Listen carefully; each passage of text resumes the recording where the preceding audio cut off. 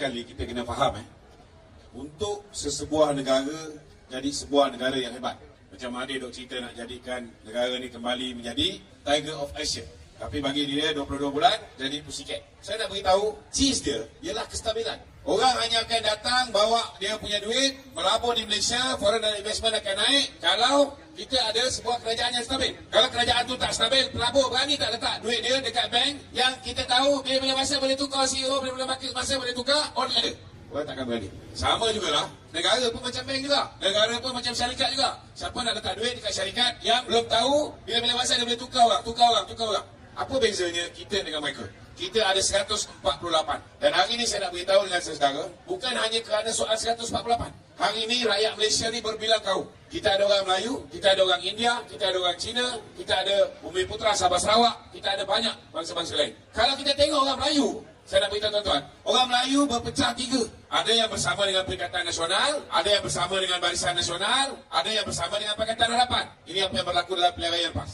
Tapi, di mana letaknya majoriti orang Melayu? 45% bersama dengan PAS dan Bersatu. Tetapi 55% orang Melayu pada pilihan raya umum yang lepas bersama dengan BN dan PH. Hari ini, kalau kita fikir dengan otak kita yang waras, 74 orang yang ada di 1/3. Boleh tak dapat undi daripada masyarakat India dan Cina? Boleh. Kalau dapat pun mungkin 1 atau 2%. Maknanya, tuan-tuan, potensi yang ada kepada gabungan BN dan PH ini jauh lebih stabil. Sebab pertama, orang Melayu lebih 55% ataupun lebih kurang 54% bersama dengan kita pada pilihan raya lepas. Sebelum mereka tahu kita sudah memerintah sekarang, keyakinan itu akan bertambah. Tetapi pada pilihan raya yang lepas, tuan-tuan, 98% masyarakat bukan Melayu bersama dengan Pakatan Harapan. Hari ini UMNO ni, walaupun kita kena sabotaj dan sebagainya, kita tinggal 26 kursi. Tetapi kena ingat, UMNO parti orang Melayu paling besar. Malah parti paling besar di dalam negara. PH, parti bukan Melayu yang mendapat sokongan daripada 96% yang keluar mengundi bukan Melayu pada pilihan raya lepas. 98% sokong PH. Dua ni digabungkan, tuan-tuan. Mana kursi yang BN dan PH tak boleh menang? Semua kursi marginal kita boleh menang. Kalaupun susah untuk kita menang, mungkin kursi-kursi di Kelantan yang 90% Melayu. Di Johor 90% Melayu, UMNO masih boleh menang. BN masih boleh menang, PH pun boleh menang. Kalau dulu BN nak bertanding, UMNO nak tanding, kita cari kursi Melayu. Sekarang dengan gabung bersama dengan PH, kita tak takut lagi kalau ada bukan Melayu ramai dalam sesuatu kawasan.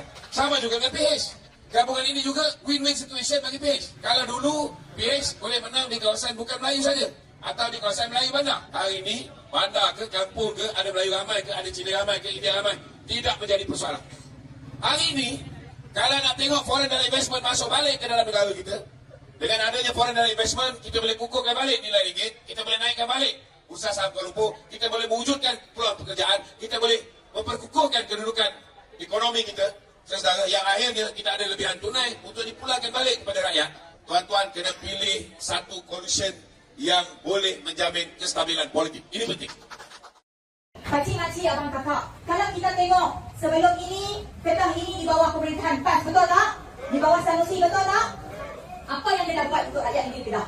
Yang dia tahu sampai sekarang, yang dimaki PMS kita, yang cari gaduh dengan semua orang, yang mulut serupa, yang maki orang sana sini, guna bahasa kasar. Sebab tu bila saya cakap, dia ni lah orang Perikatan, orang PAS marah saya. Tapi dia memang lah tak tahu cara bahasa. Sebagai seorang pemimpin, seorang menteri besar, patutnya ada adab, ada akhlak, betul tak?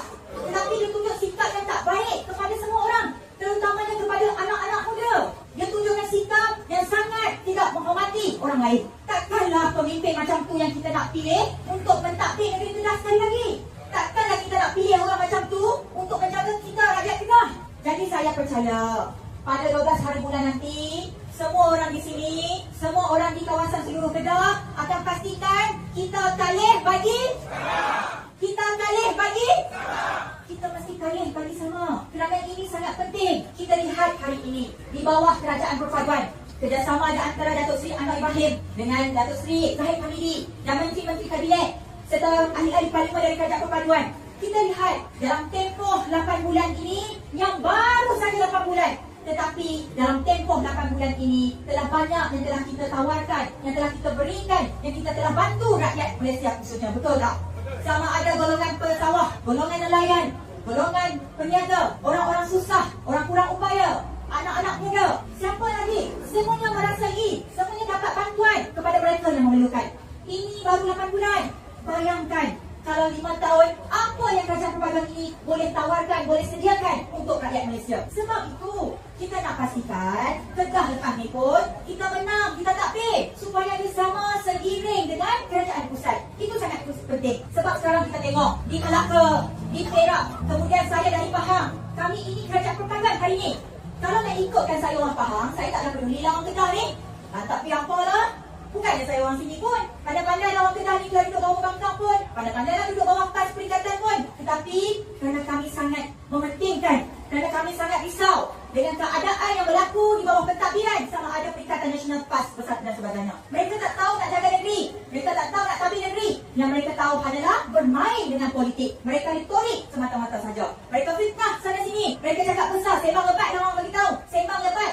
Tapi hasil tak ada. Sebab itu kita nak seperti mana kita lihat kejayaan di Selangor, kejayaan di Pulau Pinang, kejayaan di Negeri Sembilan, kita nak bawa juga di Kedah ni. Mau kan tak mau? Takkan kita tak mau tengok pembangunan yang sangat baik, pentadbiran yang telus, bersih. Kita tak mau tengok apa yang rakyat di negeri-negeri lain dapat. Sekarang ini di Pahang, di Perak, dan lihat di Johor dan sebagainya. Takkan kita rakyat Kedah tak mau? Takkan kita tak rasa cemburu? Kita mesti mau bantuan-bantuan dari kerajaan yang selayaknya. Kita mesti mau pembangunan yang bagus untuk rakyat Kedah. Kita mesti mau peluang pekerjaan untuk anak-anak muda. Kita mesti mau pelbagai kaum yang cukup baik di antara semua. Jadi sebab itu amat penting. Pada 12 hari bulan ni, semua orang balik dan juga terus keluar mengundi dan pastikan memberi undi kepada calon-calon perpaduan di mana saja pun yang kita ada. Ini sangat penting. Saya datang ni tuan-tuan kerana saya nak pastikan di bumi Hulu Kelang ini Azmin Ali memulakan kerjaya politiknya sebagai wakil rakyat dan di sinilah kerjaya dia akan berakhir tuan-tuan. Saudara, bukan dimah saya hari ini nak beritahu dengan orang-orang Melayu. Kerana hari ini orang-orang Melayu berada dalam keadaan gundah gulana.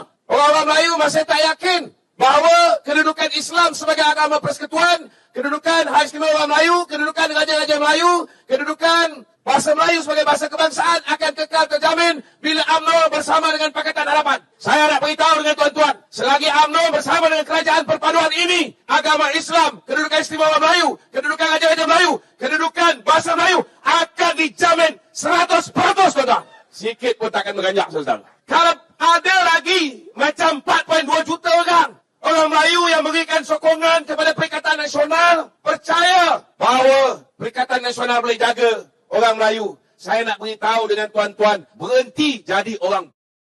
Sebab apa? Sebabnya tuan-tuan, Muhyiddin ada peluang memastikan orang Melayu sebagai satu pihak yang cukup berkuasa pada negara ini, dalam negara ini.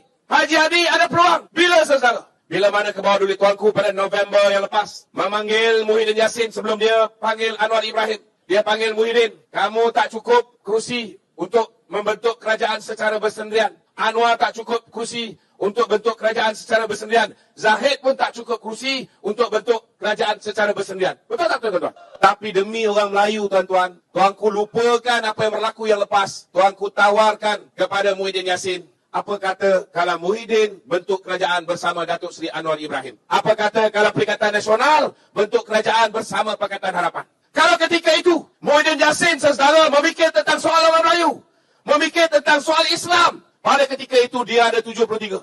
Kemudian Padang Serai dia dapat satu lagi, 74. Di sebelah Datuk Seri Anwar ada 82. Daripada 82 ini saudara 29 orang Melayu. Betul tak betul? 74 campur 29. Maknanya kalau dia bersetuju dengan cadangan baginda tuanku yang di-Pertuan Agong, Islam paling kuat. Ada 103 orang wakil rakyat ahli parlimen Islam dan hanya 53 bukan Islam. Maknanya apa? Maknanya orang Islam, orang Melayu, 2/3 daripada kerajaan yang dibentuk. Betul tak betul?